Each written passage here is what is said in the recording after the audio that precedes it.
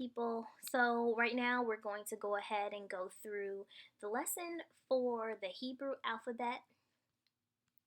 So I hope that you've gone through the lesson for the Greek alphabet already. That will be of a great help.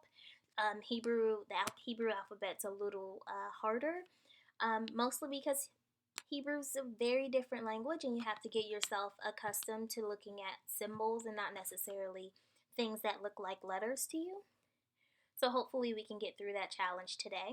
To access the PowerPoint and the lecture for the Hebrew alphabet, you'll just go into your Moodle site, go to Bible Language Tools, and you will see the Hebrew PowerPoint here.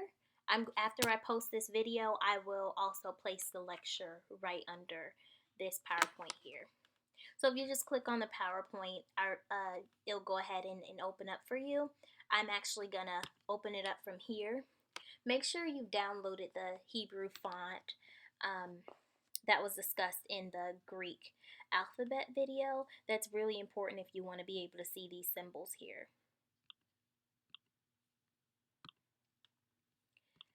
So we're going to go through a brief introduction of the Hebrew Aleph Bet, the alphabet. Those are the first two letters of the Hebrew alphabet.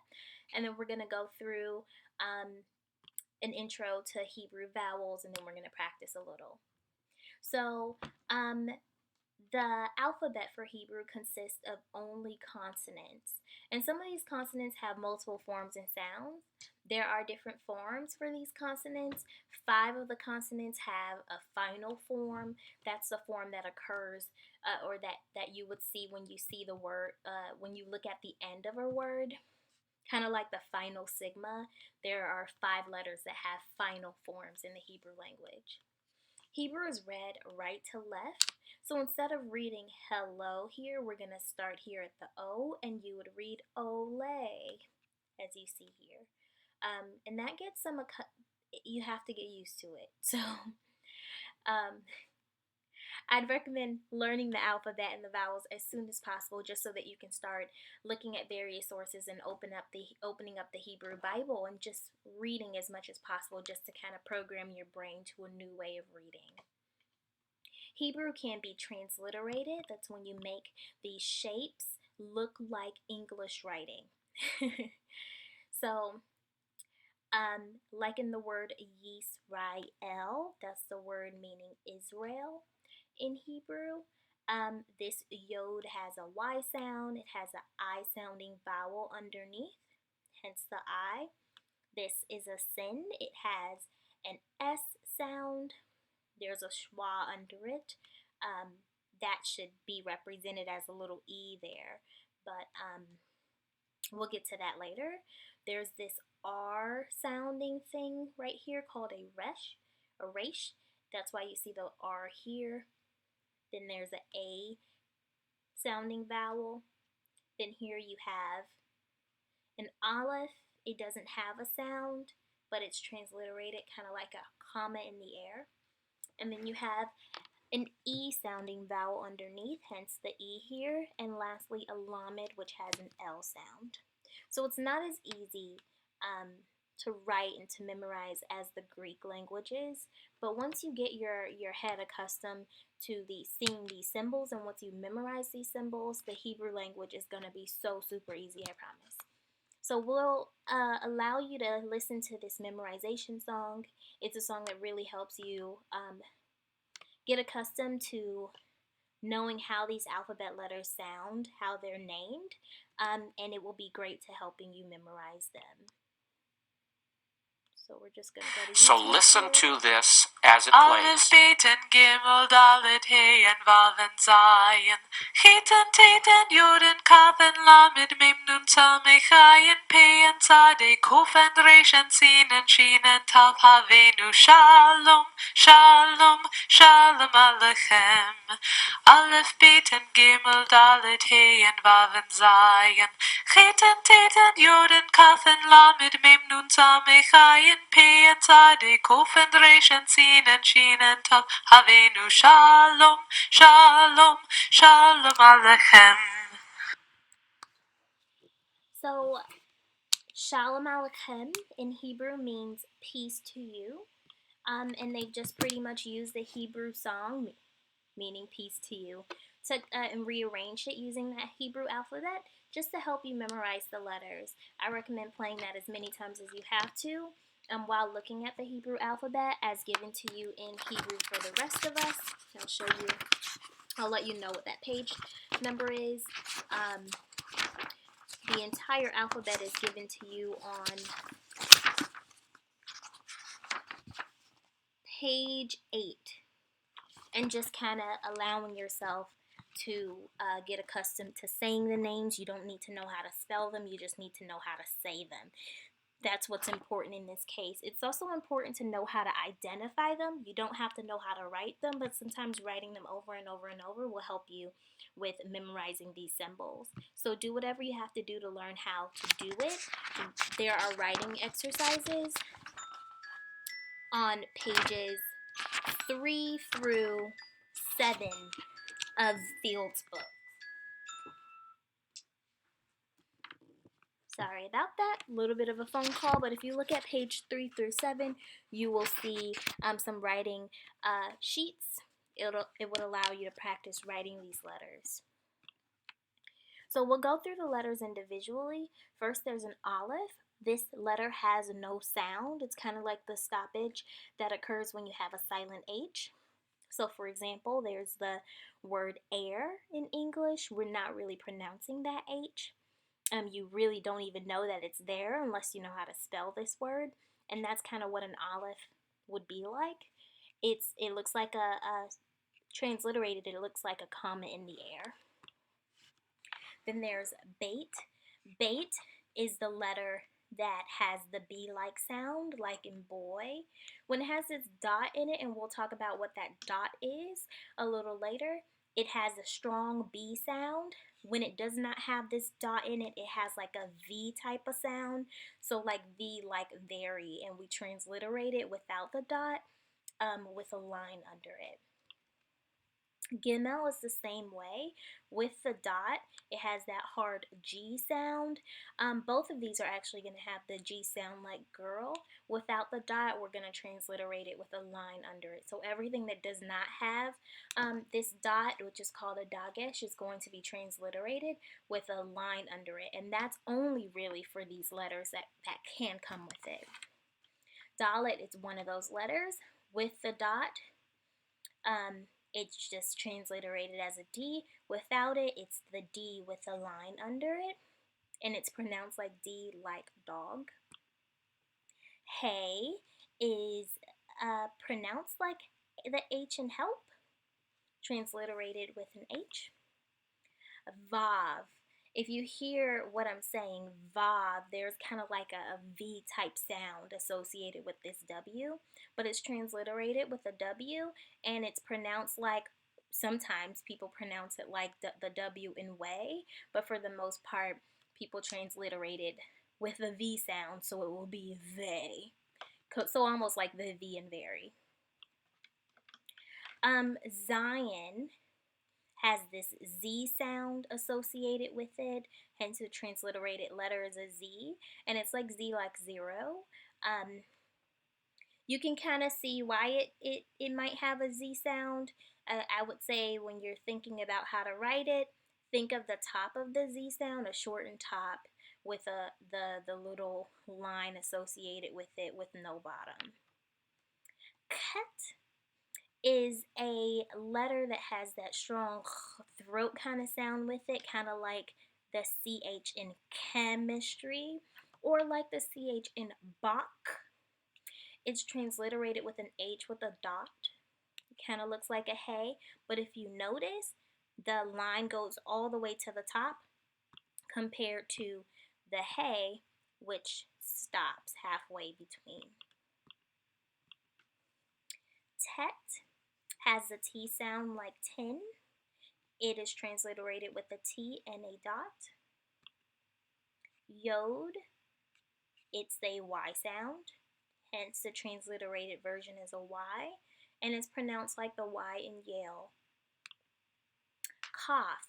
Kaf occurs in multiple forms. It could occur with a dot, or with the dagesh, and it's a strong K. Without the dagesh, it just has a line here. And this is the final form of kaf, which can have a dagesh or not have a dagesh. But whenever kaf is occurring at the end of the word, it's going to have this form. All of the final forms in this video will be written in green so that you kind of know the difference. These are only written when you can see that letter at the end of a word. It has the K sound like kite.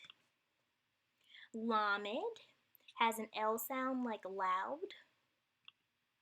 Mame has an M sound like Mary. It's transliterated with an M, and as you see this green symbol right here, this is how the letter Mame looks when it's at the very, very end of a word. Once again, you will pronounce this letter like a mem, like mem. So M is in Mary. Noon is the N sound like noun. This is how the noon looks when it's at the end of a word. Next, there's Samic. It's an S sounding sound, hence the S is the transliterated figure, and it's pronounced like the S in C. Then there's Ayin. This is another form that does not have a sound, kind of like the Aleph. If you notice, it almost looks like it's translated like or transliterated, excuse me, like the Aleph, but the difference is that the comma is switched. So the sides are switched, so the ayin is actually transliterated more like it's a C that's in the air versus the Aleph, which is just a comma that's in the air. Pay is pronounced like P, as in paint. When it has this dot in it, that's what you find out. That's what you're sounding out, a P as in paint. And this is the final form of this pay when it occurs at the end of a word. Without the dot, you're going to pronounce it almost like it has an H at the end of it. So instead of paint, it's gonna be so like photo. So kind of like an F sound without the dot. Sadi. Sadi, it kind of sounds like a S with a T kind of in it. So it's actually a TS sounding word. It's transliterated with an S and a dot under it, and this is how it looks when it's at the end of a word. Once again, it's Sadi, it's like hits. Kof. Kof is actually, it looks like a P-shaped figure, but it's actually a Q sounding figure. And it's kind of like the Q in quit, right sound, or you can pronounce it like a K kind of sound in kite. It's that k sound. Resh, it looks like a backwards R. Sounds like an R. R like red. Sin. So sin has this interesting shape here. The only difference between this and the next letter you're going to see is where this dot is placed. Sin, the dot is placed on the first leg, and it's pronounced S like C, transliterated with an S with a kind of an accent-like line on it. Now its next letter is Shin. Looks just like sin. The only difference is the dot is on the third leg. So let's see the difference. Dot is on the first leg, it's sin. Dot is on the second leg, it's shin. SH sound like shed or shell, and it's transliterated with an S and a little caret. And last but not least, the last letter of the Hebrew alphabet is Tav. With the dot, it's strong T like 10. Without the dot, it's a TH sound, kind of like thin, and it's transliterated with the line under it without the dot.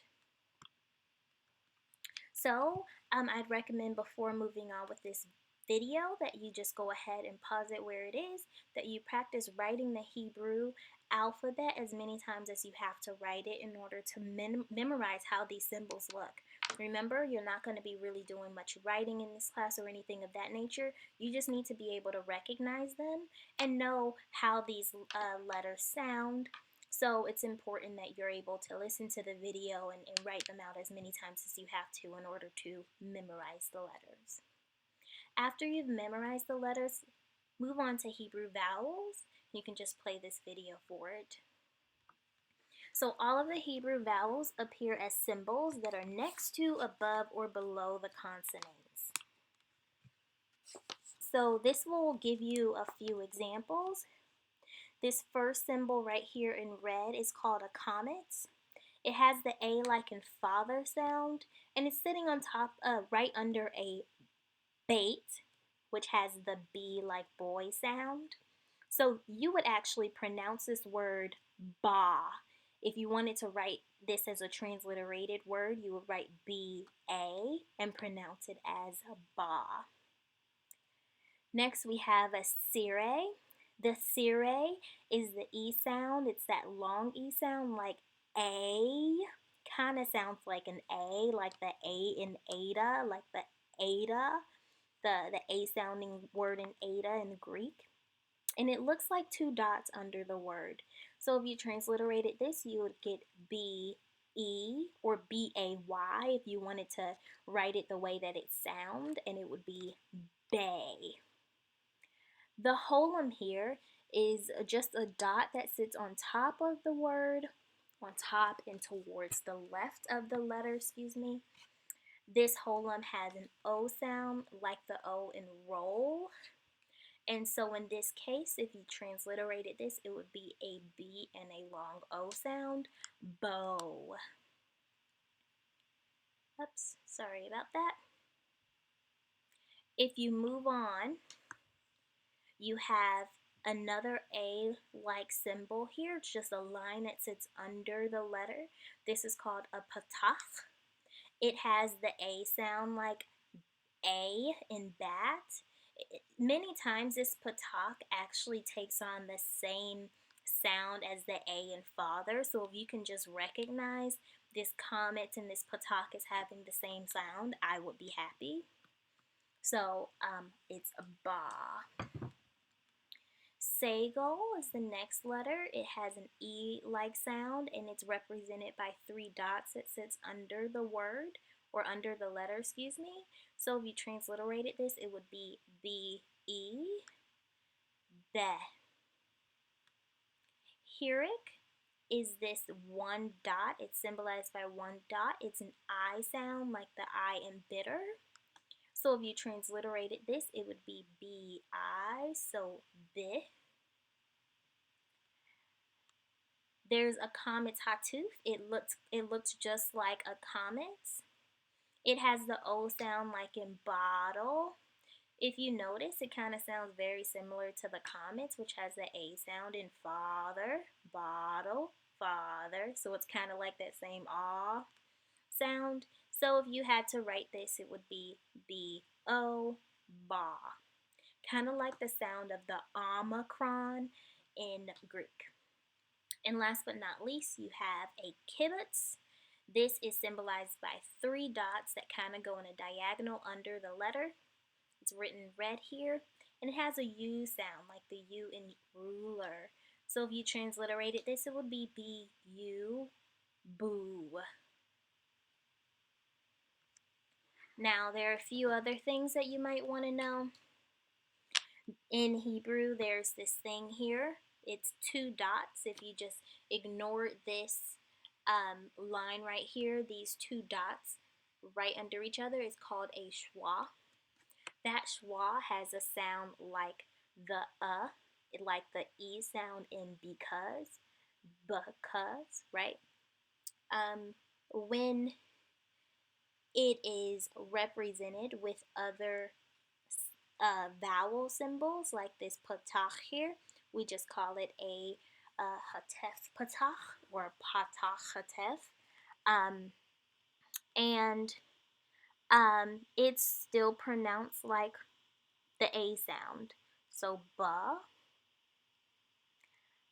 Same thing here. It can be paired with a segel, giving you an E sound. So be. Here it can be paired with a comment, giving you the sound again. So be B-A, ba. And then you can have sounds, vowels that kind of have two letters, a consonant and a vowel associated with it. In this case, you have a comet's hey, ba, same sound. In this case, a Siri yod, it's almost like the EY sound, bay. So B-E-Y, bay. Same thing here, B-E-Y, bay.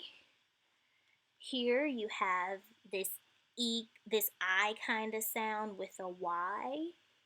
And it just, if you had an I and a Y next to each other, it will sharpen that I to make it E, kind of like the E sound in iota in Greek. So it's a B.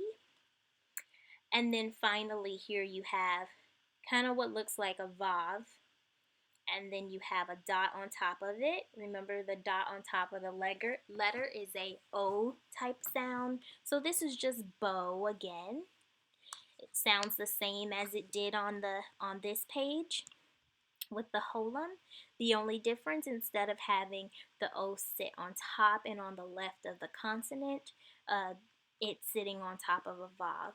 And the same thing here. This shurik, it's a vav with a dot inside of it. It's going to kind of sound like it does with the kibbutz here, boo. This only comes by practice, so I know that this is a lot, but really all you have to do is practice. If you practice writing this stuff and kind of transliterating it the way that it sounds, you're going to have it in no time. So let's practice some pronunciation. Let's start from right to left, since Hebrew is read from right to left. So we have this bait here. It doesn't have a dot in it, so it has the sound of V, like very. Has an A class sound under it. This is a composite schwa, right? Schwa, it has this comets under it with the schwa, so the comets hatuf. Ba. Once again, A class vowel with that schwa, ba. And excuse me, let me make this clear in this video that these have the V type sound to it because they don't have a dot. So it's va, va. And then here, E class vowel, right? The. Schwa has the b, like because sound. The. Then you have here a U kind of sound with it, so VU, vu. Then here, VO, vo. VA, va. And here they have the BO because the bait, it's really a VO. And remember, the comets can occur looking like an A or looking like an O, but it has the same sound, so it's still va. Here, the VA, va. VE here, they. VE, long E, they. And VI, V. Okay? So, if you're curious about why that dot was sitting in the center of a few of the letters, that dot is called a dagesh, and dageshes can do two things. They can be a lene or a forte. The letters that you saw in the Hebrew alphabet on this PowerPoint that could come with the dot in it automatically are called the Bagad Kapat letters. If you look here, every consonant here is representing what those letters are. Beit, Gimel, Dalet, Kaf, and do you guys know what that is? So I'm going to let you fill in the blank. And then lastly, you have this T sounding letter that I would also like you to fill in the blank with. And just as a clue, I'll move backwards. So this is that P that you saw there, or PH. And this is the last letter of the Hebrew alphabet, that T kind of sound. So Tav and Pei.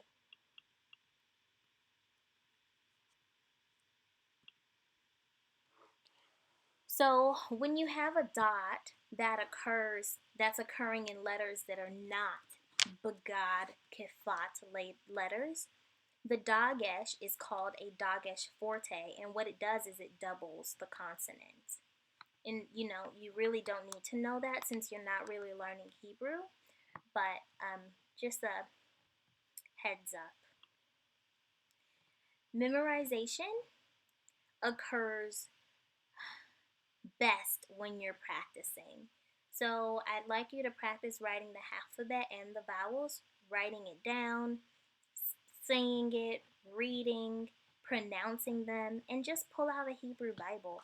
Of course, you won't have this handy, but you do have Blue Letter Bible, you have Bible Hub, and they all have Hebrew that they provide to you. So just pull it out and pull it up and read. Before you read, transliterate it, and then allow the transliteration to help you pronounce the word. Now, many of these Bibles will also pronounce the words for you to let you know if you're saying it correctly. So, if you practice reading, you're going to be 10 times better at this. Once again, reading is not required, but it helps. It helps with recognition. So, I'd like you as an exercise to take Genesis 1:1 in Hebrew, which is written here on this slide, and I'd like you to transliterate it the best that you can. After you transliterate it, pronounce what you transliterated. Now, if you need help, Bible Hub has a transliteration portion, and it kind of helps you transliterate that verse. This is just the first verse, so it's just this section right here. They've transliterated it for you the best that they can. I'll go ahead and read it to you so that you know exactly what you're reading. So it's Bereshit, Bara, Elohim, 8, Hashamayim, Va'et Haaretz. Now, just to let you know, if you're curious, there's a dot in this shin. Remember, this is not a Bagad Kapat letter. So, that's letting us know that that Dagesh here is doubling this letter. That's why it's read Hash and then Shamayim, right? Hashamayim. So I'm pronouncing the shin, that SH sound, 2 times.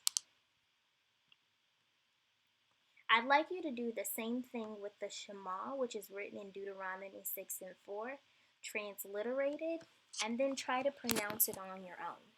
Another thing that you can do for practice is you can actually just practice saying each of these letters, saying what they are.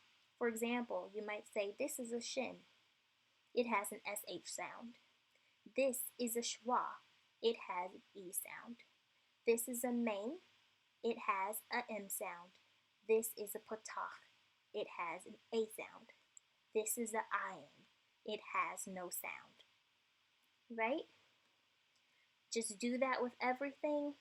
See if you can recognize these letters. See if you can transliterate them. And then see if you can say them. I'll read this for you. It's Shema Yisrael Adonai Eloheinu Adonai Echad. Va'ahavta et Adonai Elohecha b'chol. Lavavka uvchol. Nafshecha uvchol ma'odecha. If you were curious, this is the Tetragrammaton. It does not say Adonai at all. We say Adonai because this is actually thought of as the most holiest form of the name of God, Yahweh.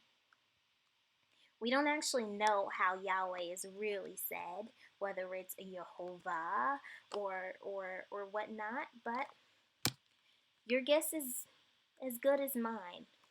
But in the Hebrew or in the Jewish custom, it's not customary to actually say Yahweh. Instead, you say Adonai. But yes, that's what these 4 letters are. You don't have to transliterate these. Once you recognize it, it's always going to look like this. Once you recognize it, you can just say Adonai, which means my Lord, in Hebrew, and you'll be just fine. That ends our PowerPoint on how to recognize the alphabet in Hebrew. If you have any questions, feel free to reach out to me. My email is amanabibleinstitute@gmail.com. Please feel free to send me a message. You can also send me a message in Moodle. Have a nice day.